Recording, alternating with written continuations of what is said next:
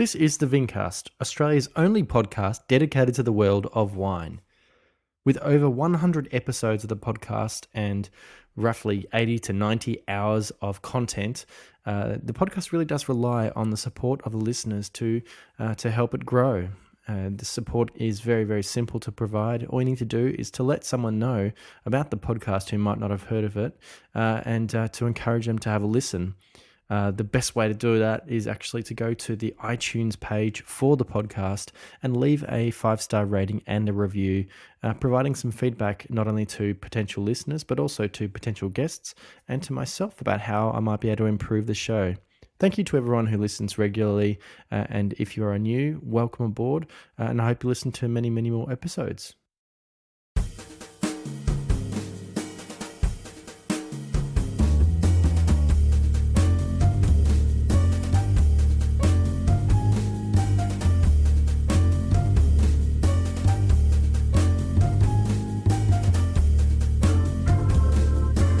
On episode 102 of the Vincast, I chat with Yarra Valley-based winemaker Caroline Mooney from Bird on a Wire Wines.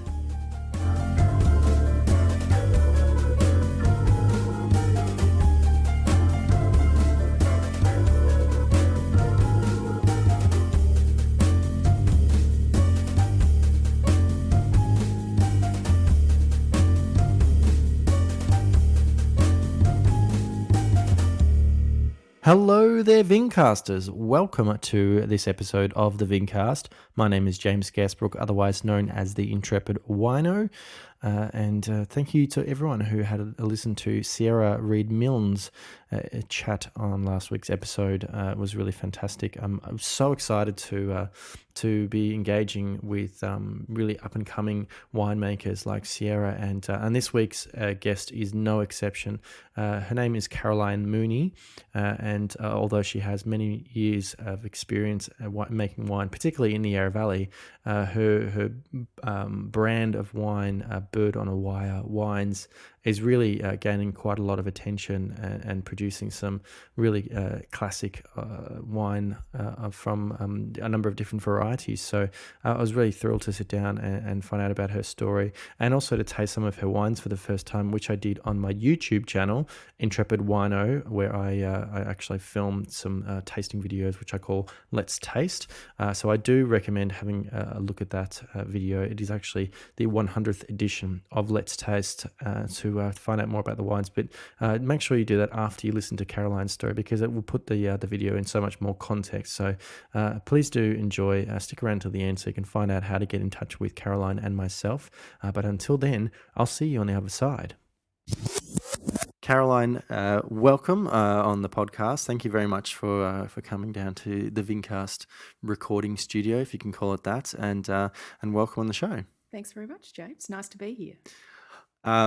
Caroline, if you haven't already heard the podcast, you may or may not know that I typically start every episode by asking my guest if they can remember if there was a moment, an incident that kind of made them think about wine in a different way, that probably set them on the path to follow a career, or if it was just a gradual thing. I think that's a very easy question for me. I grew up in the Yarra Valley, and my parents always were quite keen wine connoisseurs and very supportive of the local wineries. Mm-hmm.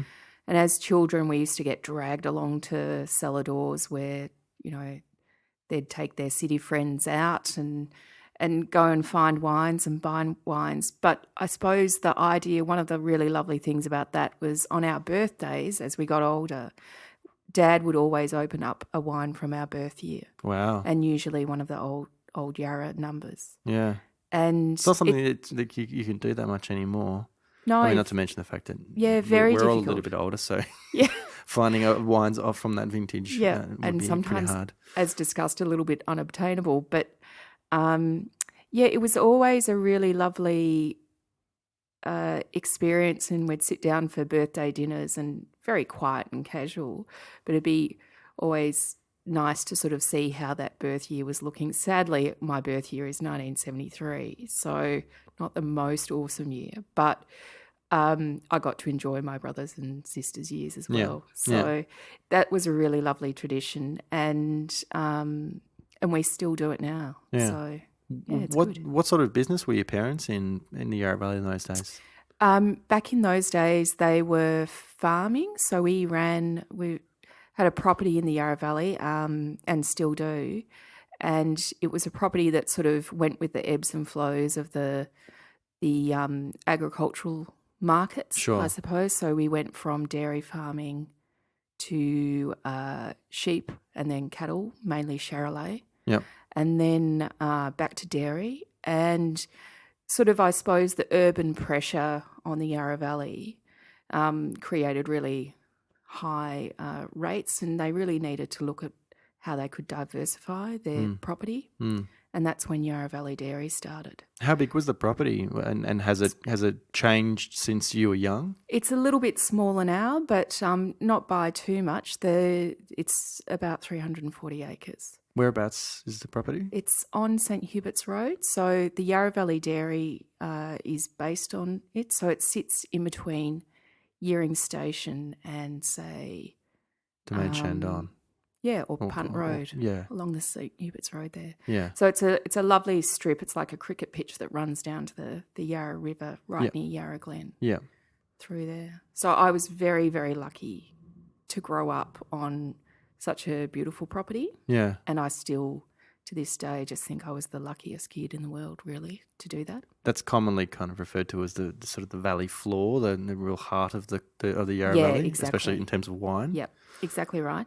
The other really lovely thing about it's the valley floor, but when you go back and read books about the first vineyards of the Yarra Valley, it also has one of the 3 hills that was identified as premium growing sites. Yeah. So Yeringberg is on one of those. Yering Station is on another. And then the mum and dad's property have got another hill on it. Free of grapes at the moment. At the moment? Yes. Oh. Probably for a while. Okay. Till I get totally cashed up. Yeah, absolutely. What was it like growing up on a farm in the Yarra Valley? I would think, again, as you were saying about, urban sort of stretching the Melbourne city stretching out. Yeah. It probably would have been pretty different, 30 plus years ago. It was incredibly different, and it was so much fun. It was such a fun place to grow up in. It was a very small community then, and it was very country. I learnt to, drive at a very young age, and back in those days, I wouldn't recommend it to anyone now and their children. But, we used to at night sneak out and drive on the highways, and these days the amount of traffic going through that place it's a horrifying thought. But well, yeah, I mean, like now I sort of feel like that there are even people who are living in Healesville and Yarra Glen and commuting into the city. Yeah, absolutely. Well, when we had to diversify our property to make it pay, I suppose, Dad did go back and started working in Melbourne again. So he was driving into Melbourne every day. Yeah. But I think, it's not such a difficult drive, and, there's certainly a lot of winemakers who live in Melbourne and travel out to the Yarra Valley. Some of them I've had on the podcast. Yeah, exactly. So, but yeah, it was a great place to grow up in. I loved it. And then, just, my dream sort of way to grow up, I suppose. Yeah. Living on a farm. Back then, was there much in terms of wine that had sort of been reborn in the region? Not really. There was certainly the originals, and Mount Mary, Yeringberg, Warramate, Coldstream Hills, Yarra Yering, and all those guys really, they were the wineries that we visited. Sure. And then, in the sort of late 80s, early 90s, places like Domain Shandon popped up, and De Bordeley. And I remember the original owners of Domain Shandon. And Greenpoint. Yeah. And Bill was a terrific farmer, and when he sold that property to Moen Shandon, that was big news, massive news in the Yarra Valley, and very exciting. I don't think there were too many people who thought it was going to be a bad thing. No, of course not. Yeah. So as far as growing up in the Yarra Valley, you would have had friends, from that area. Did you go to school in Yarra Glen or I went to Healesville? primary school at Yering. Yeah, So we had about 15 students in that school. yeah, I went there until I was in grade 6, and then I went to Tintern, which was just half an hour away by bus. okay, But there was a full bus of kids who were all travelling into Ringwood and that area yeah. to go to school. And, So and were a lot of their families also kind of involved with different agriculture, particularly, depending on what the market wanted?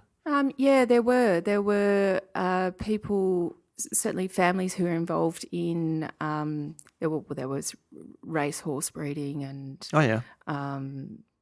dairy, cattle. So yeah, it was quite diverse, but it is, and it has always been a very diverse, I think, region. I mean, I suppose you could even argue, even when you look at it now, in terms of a wine growing region, it's very diverse. Of course. Even though it's a big region though. It's as a well. massive region, It's yeah. huge. It gives us lots of little microclimates. Yeah, absolutely. And sort of as you got older and were sort of starting to look at finishing school, did you have an idea about maybe what you wanted to do? Did you sort of like the idea of being involved in the farming, as far as the family? I think it did take me quite a while to work out what I wanted to do. Mm-hmm. I did art, and I was doing a lot of drawing and painting and sculpting, and I really sort of threw myself into that. And then I decided that that's not what I wanted to do, and I Was that a pragmatic decision? It's like, I think so, yeah. I there's no money didn't in know this. where it was taking me, and as much as I really loved the creative aspect of it, I'm quite a driven person, and I like to set goals and You're go quite out and get them results oriented. Yeah, I Yeah. think so, yeah. And so I ended up going to work full time just to save up to go overseas, and I went overseas with a girlfriend of mine, and we started off in Italy, and then just travelled around. We ended up in Bordeaux, and I really didn't know very much about wine at all. And I think it was there, and also Italy, that sort of made me think, this wine thing is a good thing. I was just having a great time with wine, and then came back, and I got a job at a cellar door in a winery called Yarra Ridge, and it had just been sold by the founding owner, Louis Berkauer, to Mildara Blas, and Which became eventually Southcorp. Treasury. Yeah, and then was it Southcorp or was it Foster's? It went through a few changes that I lost track of. Foster's, then Treasury. Foster's, yeah. Yeah. Okay. So I'm interested to know, as far as the travel, the decisions about where to go, was that to a certain extent informed by your interests, your passions? Like, did you like food, for example? Was that kind of maybe, I want to go to Italy and try different foods, and I'm just interested as far as you were interested in art, so maybe you wanted to go and see beautiful art whilst you're in Europe, and then through that travel process, you kind of started to see other aspects of European culture, I guess, and that maybe informed your early interest in wine. Yeah, I think all of the above. I just wanted to go. And Most loaded question ever. No, but yes, I love. Even back then, I loved cooking. I loved food. I loved, I love the idea, and still do. In fact, recently my husband and I went to Italy, and it was his first trip to Italy, and it was like it's almost like going home. I love the respect they have for food and for family, and what that brings with it. And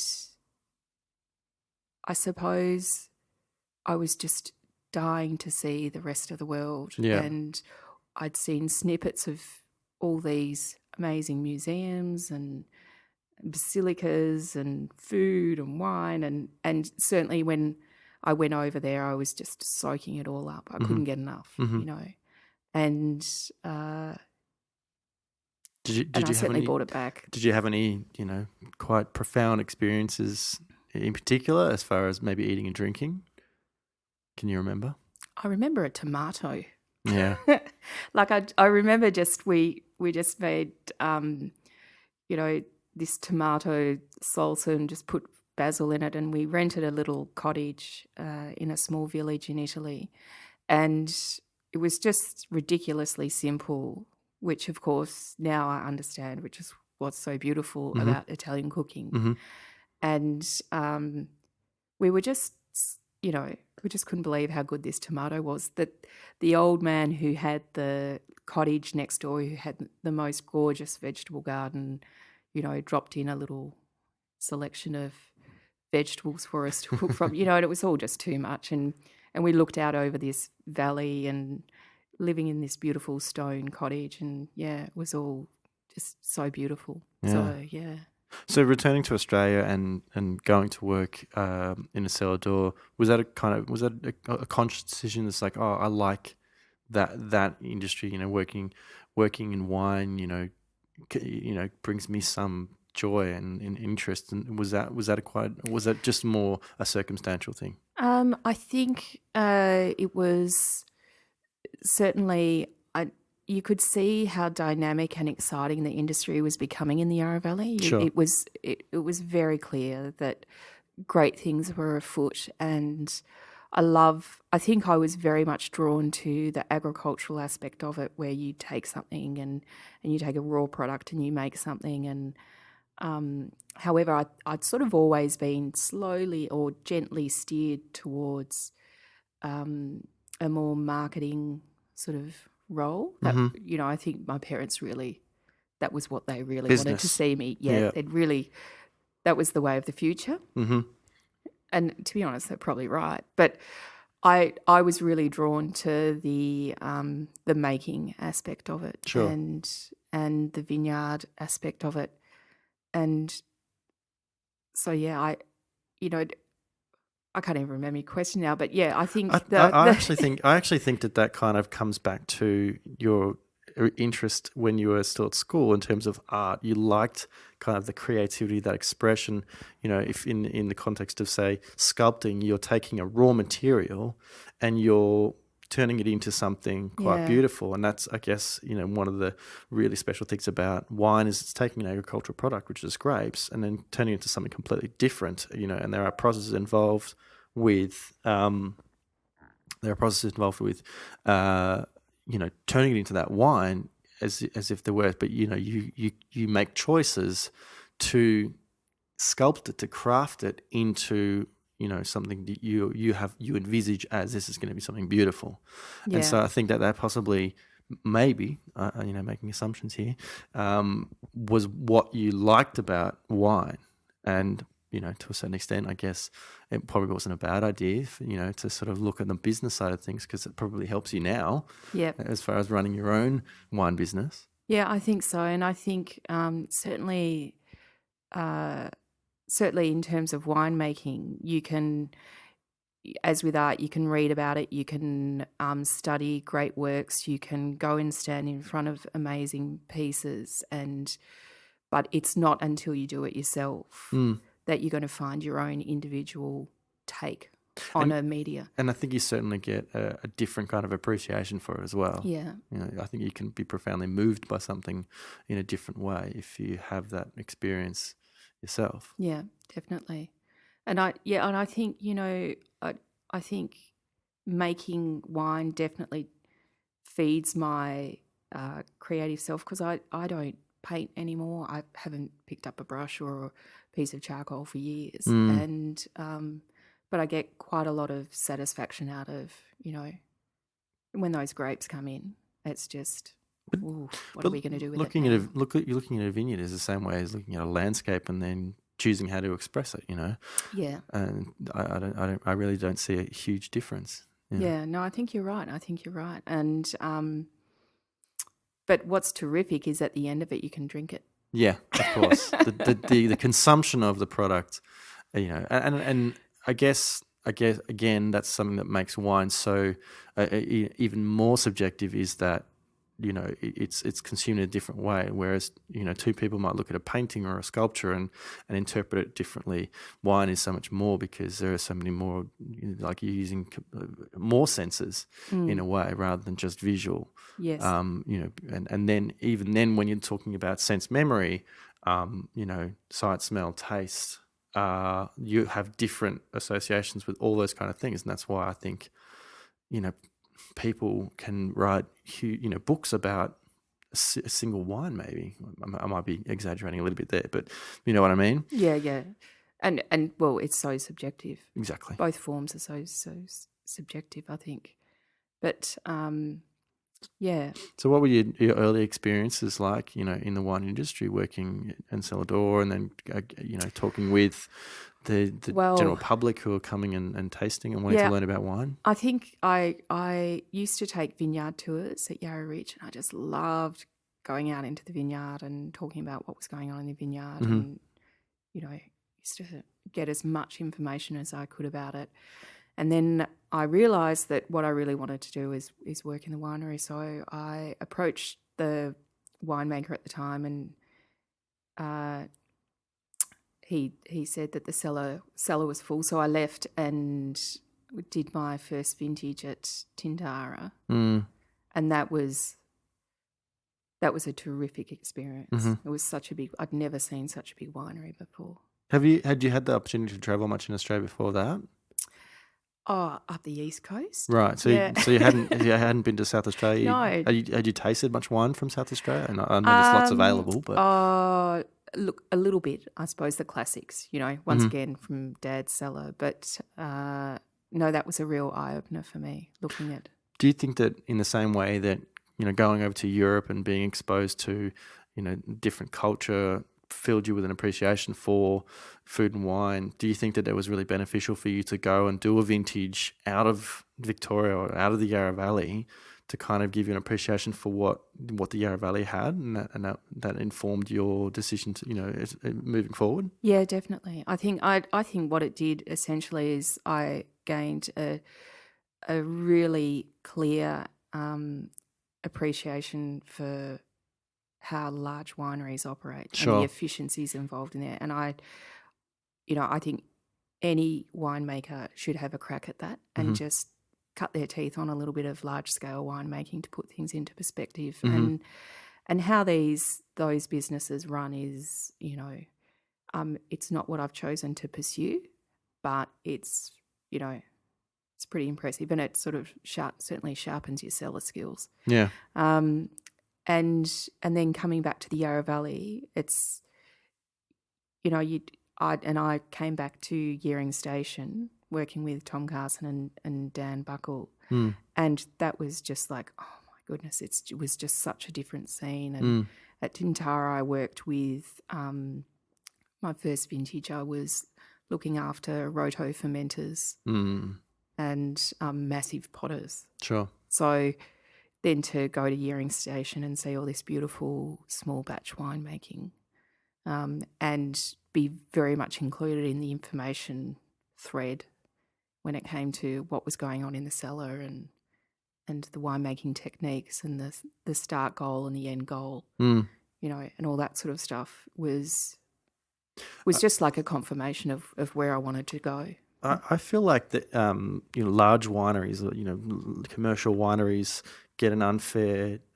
reputation as like it's totally macro, working in a beautiful little artisan wineries or micro, but there are a lot of small decisions that have to be made that probably don't get noticed, in the larger scale thing, and you are making little decisions along the way that are going to that you have to think about how they are going to be influenced in other aspects of the business that they just get lost a little bit. Yeah, I think so. I think people wrongly assume that large scale winemaking directly relates to lack of detail. Yeah. It's all just Yeah, in massive that, fermenters and stuff like which that. is not the It's case not- at all. No. Certainly there are occasions, there are product, and there's probably fruits quality scales that require a little less attention detail. But you know, I think there's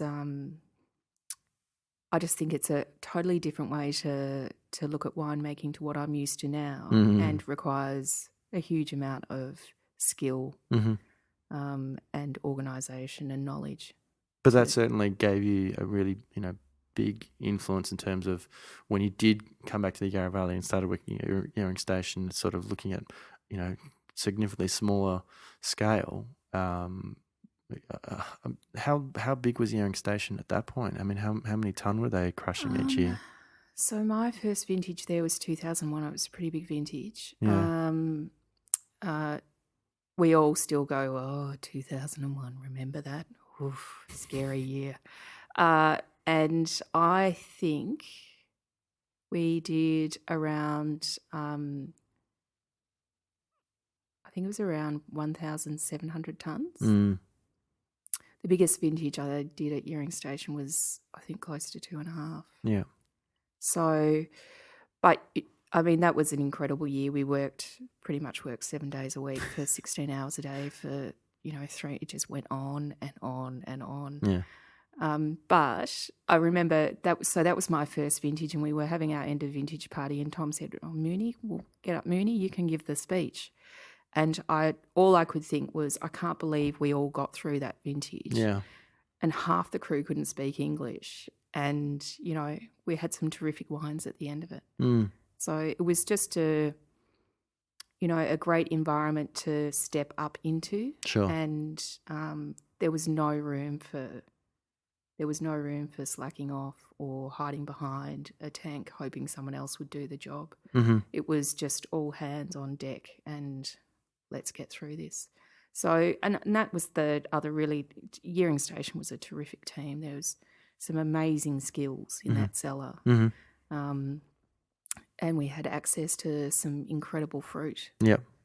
And not just in the Yarra Valley as well. Yeah, exactly. We were, we were looking at so many different varieties. Tom and Dan were a great team. Tom was always pushing that sort of quality-driven winemaking, and it was a great thing to be part of. So you had a couple of stints at Yering Station? I worked at Yering Station close to 9 years. Yeah. So the first sort of 4 or 5 years or so, what were the really kind of character building experiences that you can remember, and you would have had the opportunity to be meeting people who were coming from Europe or even North America, maybe South American? No. Coming to work vintages? Wow. Yeah, okay. So was it really fun to sort of meet people from different parts of the world? Yeah, it was great. We had some terrific characters. We had some questionable employees, but overall we had some really great characters come into the cellar, and there was always a great sort of teamwork aspect to Yering Station. So we'd sit down every day and have lunch. And if we were there for a long day, which we normally were, we'd sit down and have dinner. Everyone would bring a wine. It was very, very inclusive environment. Yeah. And, just in terms, 2001 for me was hugely character building. I think that really put things into perspective of how hard you can work during vintage. And there were just things along the way. There was no cutting corners at Yering Station. So, if you had to go the extra mile, you just did it. And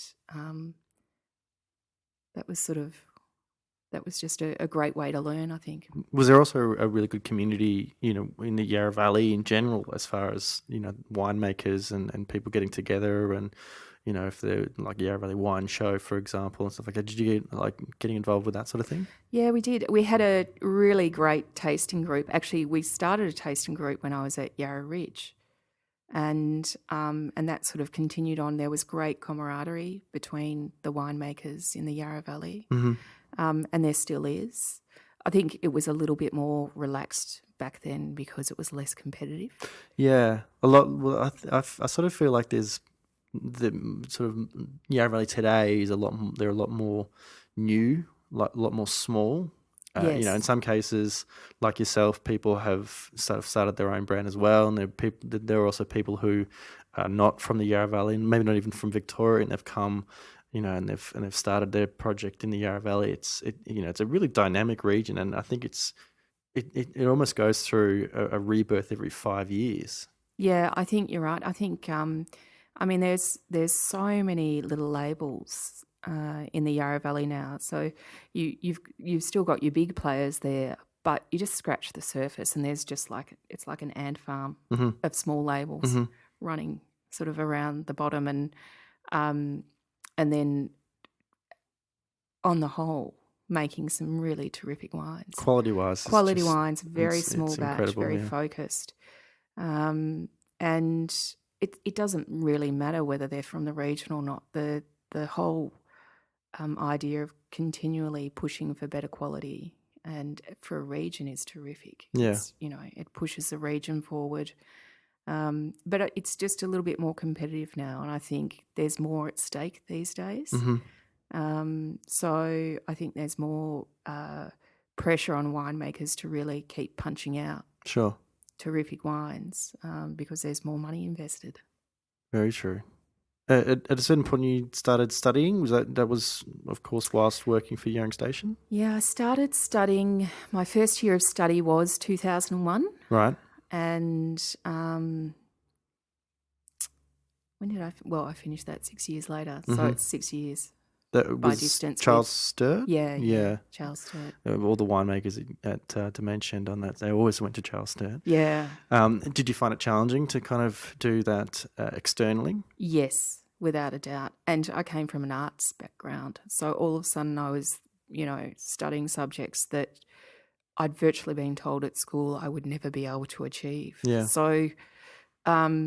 So yeah, I found it really hard the first couple of years, moving into chemistry. I really had to apply myself. And but at the same time, it was so much fun going up to Wagga and just hanging out with what was a massive year of, really great people, lots of fun, lots of study, and just, you just really had to apply yourself at exam time, at least the week before.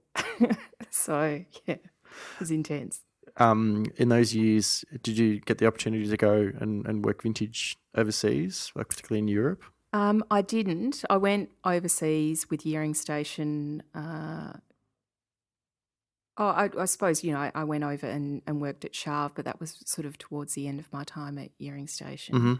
And then prior to that, I went and did a tour through Champagne with the DeVoe guys and went and visited people, Actually, Tom said to me, Mooney, you know how to turn on a pump. Do you really want to work vintage? He said, why don't you just go overseas, have a great time? Spoken like a true winemaker. Which I thought was a terrific idea. I was pretty familiar with how to turn pumps on and off. So, so on those trips, I went and looked at vineyards and did that sort of stuff, and which I really loved doing. Just trying to get a real feel for the vineyards, and I suppose soaking in the terroir. Yeah, exactly right. So, and Charles was for vintage, and that was an amazing study of the hill of Hermitage. So, that was really great experience. And the approach at Charles is pretty unique, pretty different. We wouldn't call it modern, would we? No, I wouldn't call it modern. I'd call it, I think Jean-Louis is very open to and responsive to what his fruit is doing. So, whilst it's traditional, he's always assessing and seemed to always be considering alternatives. But, just really, I think that's something that I took away was always look at your vineyard, look what it can do. Don't worry whether your brand has a style associated with it. Just do what the vineyard needs most of all Yeah. to try and express that fruit in the best way possible. Yeah. So at what point did you start to conceive of the idea of Bird on a Wire? And what came first, the name or the wine? the wine came first. Okay. The name was slow in evolving and took a long time to sort of pop out. But I think so. I worked at Yering Station until the end of 2008. I think I finished up in December 2008, and they, Willie was the new winemaker there and had really beautiful ideas about what he wanted to do there next. And I just really felt it was time for me to put my ideas to play, and I had access to some terrific fruit, and I just really had a craving to make my own mark on a wine. I say that, but I really, not necessarily my mark, but I just really wanted to put my name behind a label and have a play around with that fruit. So It was the idea to be make Yarra Valley wines, or was just depending on what fruit you were getting access to? Ideally Yarra Valley wines, and that's still true. I think I think that there's some. Well, we know that there are some amazing vineyards in the Yarra Valley, and quite a lot of them. And the first vineyards that I started making wine from were vineyards that I had worked with at Yering Station. Okay. But had always really wanted to just try playing around with the fruit in a slightly different way. Yeah, considering that it was going to be very much small batch winemaking and sort of knowing, well, this is not necessarily going to be going into a much bigger blend. Yep. This is so I can make decisions about just this batch. Exactly, and I can say I just want that handpicked. Right. And particularly the Marsanne, that's really, it's been a bit of a pet project, and of course the Chardonnay. Look, they're all really, really great vineyards, and I just love making wine from that fruit. Mm-hmm. It's almost lazy. It's hands off. That's the cool. That's all the cool sommeliers want. They want that low intervention wine. Yep. I do break the Shiraz down into many separate parcels of individual ferments just to justify my my activity. Okay. And so how have the wines kind of changed in the preceding? So 2008 was the first vintage? 2008 was the first vintage, and that was just Shiraz and not single vineyard. So that came from a few different vineyards. Okay. And then 2009, bushfires came through. I was only able to get Chardonnay, which came from... I do remember that Saturday. Oh, that came from Gladysdale, so up in the hills, and came off quite early too. So it was unaffected by smoke and ash. And then 2010 was my first year with all three varieties coming online. So Marsanne from sort of the northern end of the Yarra, and then Shiraz, similar, well, same vineyard but very sort of different little spot in that vineyard, and Chardonnay again from Upper Yarra. So when did you kind of establish the kind of close relationship with those three varieties? Because, a lot of people think of the Yarra Valley in terms of Pinot Noir. A lot of people think of the Yarra Valley in terms of, Cabernet or Bordeaux varieties. Why those three in particular? Marsanne is, it's a tough variety in general, but it's quite well known in sort of central Victoria and Ngambia Lakes, that kind of area. I love Shiraz from the Yarra Valley. It's one of my favourite varieties. I actually prefer it to Pinot. But I'm just interested. Was it those years at Yering and sort of seeing the fruit in the vines sort of inspired you? A little bit of a combination. So that Marsanne, the Marsanne that I make my wine from now used to go into a product called MVR. I'm very familiar with it. And in 2001, so my first vintage at Yering Station, we did a straight Marsanne. Okay. And then it must have been in about 2007 we opened one. And I already had the Marsanne bug at that stage, sort of very curious and very investigative of Hermitage Blancs and Saint Joseph's and, Sure. Marsanne dominant blends. And so we popped the cork on this 2001. It was a cork back then. And it looked really good. Like, it looked really, really good. It evolved quite nicely. It was a much, leaner, sort of tighter acid-driven style of Marsanne than what I make now.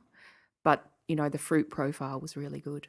Oh, okay. So, and then in 2000, at the end of 2009, I think it was, the grower of the Marsanne rang me and said, I remember you loved Marsanne, and I just thought I'd give you a call because we're about to pull it out. We don't really want to pull it out, but we can't find a buyer. So I said, don't pull it out. I'll buy it. And that's how that came to be. So 2010 was the first fruit I took in from that block. And how have you found the reception for the Marsanne in particular? Chardonnay and Shiraz, let's face it, are not as difficult to sell as far as grape varieties. But Marsanne, do you find it's still a bit of a struggle? I think I don't find it. It's just you've got to find the right market for it. And I think predominantly for me, the restaurant trade love it, and it's a wine that works in well on degustation menus and things like that, because the chefs get to play around with the enormous array of flavour profiles that you can put with Marsanne that work so well. And different texture I found as well with Marsanne. Yeah, it's such a terrific wine to put with so many dishes. And when I say that, I don't mean it's nice with pork. It is just beautiful with certain dishes and enhances. And it's like, to me, it's like one of the great food wines, I suppose. So yeah, I don't find it too hard. I do a lot of selling of my own wine, and it also has very loyal sort of customer base as well. So once people are hooked, they're hooked. That's what we want. We want loyal customers. Yeah. Lifelong, ideally. So what sort of direction might you like to take Bird on the Wire in the future? Do you have ideas about sort of planting vineyards and that sort of thing? I'd love to plant vineyards. I'm just not really cashed up enough for it. Don't have the... Let's face it, who is? Yeah, exactly. Certainly not in the Yarra Valley. I need to find someone who is. But at the moment, look, I think there's so many really great vineyards in the Yarra Valley, and I think that, there's great opportunity to make really lovely wines without necessarily planting more grapes. So I've got 2015 Nebbiolo in oak. Really? And a little bit of 100% whole bunch short skin contact Pinot Noir, and a bit of sparkling from 2011. Okay. Still on lees. So, I'm sort of playing around with a few different things, and if I find really lovely sites with what I think are the right varieties on them, then that's something I'll pursue.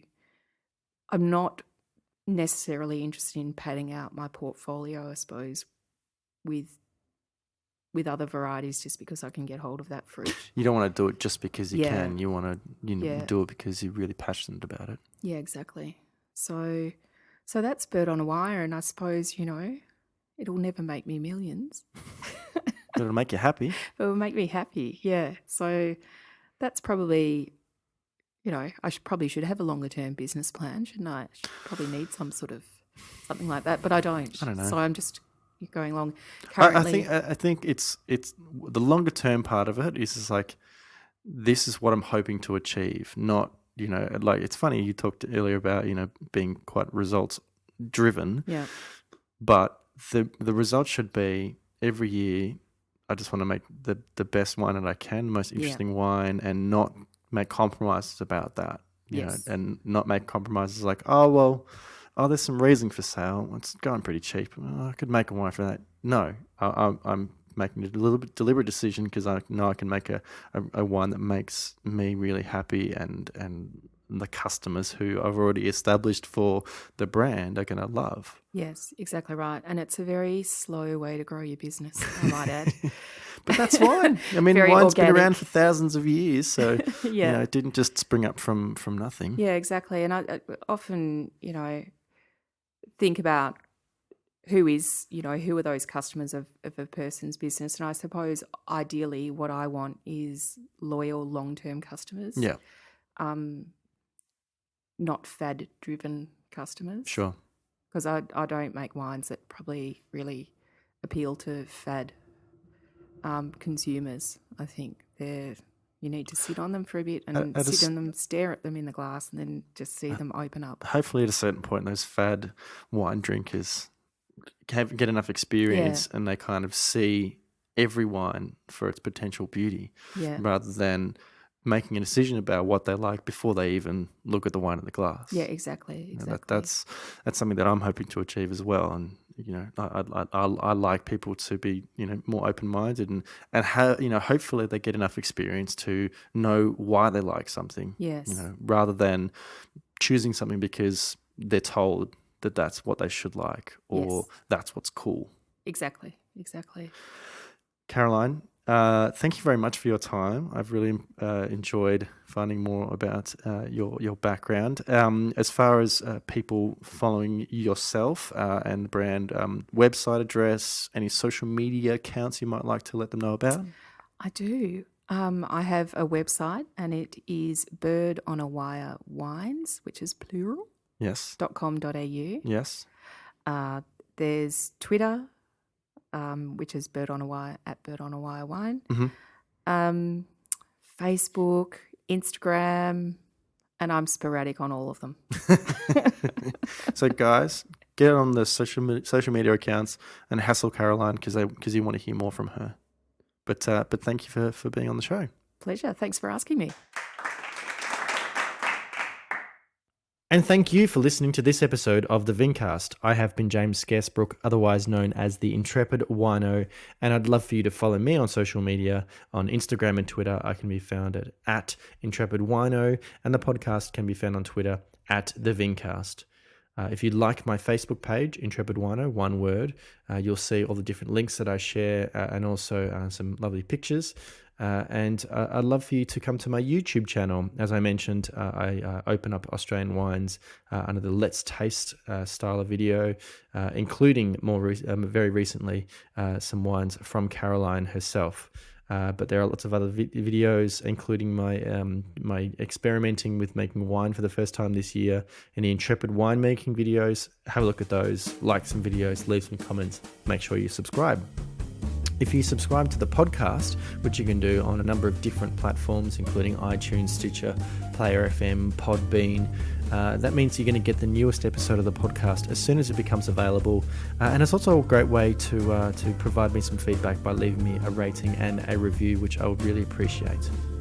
As always, you can find all that information at intrepidwino.com, as well as reading about my travels around the wine world and some tastings that I get the opportunity to go to. Thank you very much, as always, guys, for your support, and I look forward to having you on future episodes. But until then, bye.